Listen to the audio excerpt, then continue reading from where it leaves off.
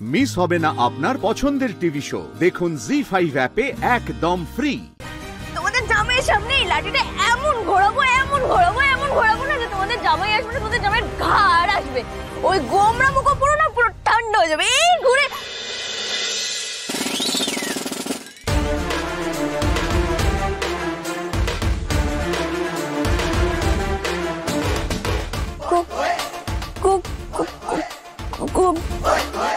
হ্যাঁ রে রাধা, তুই গো গো করছিস কেন ওরকম ভাবে? জামাইয়ের নাম কি গোবিন্দ? তা ভালো মানিয়েছে। রাধার স্বামী গোবিন্দ, রাধা গোবিন্দ, রাধা গোবিন্দ। গোবিন্দ নয়, গোমরা মুখ।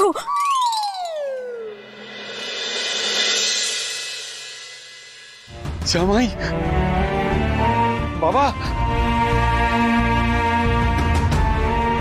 বাবা বাবা তোমার লাগেনি তো? না, আমার মেয়েটা না সত্যি মানে কি। এসো এসো বাবা, এসো এসো, বসো বসো বসো।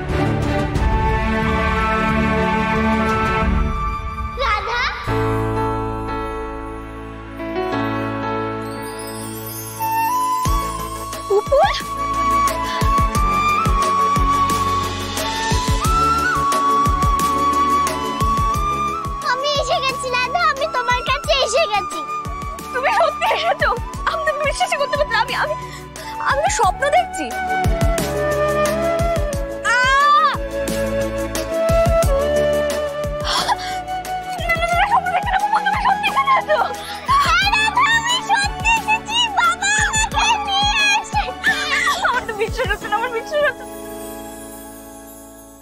আমরাও এসেছি রাধা।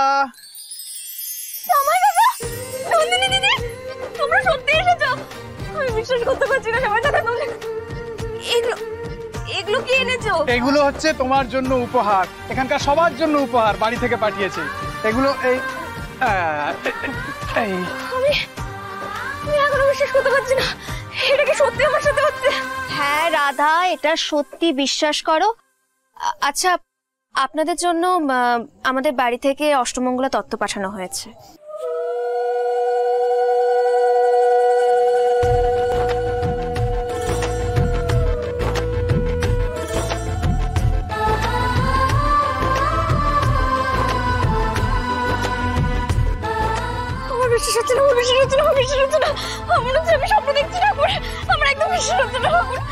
নিজেকে আরেকবার চিমটি কেটে দেখো।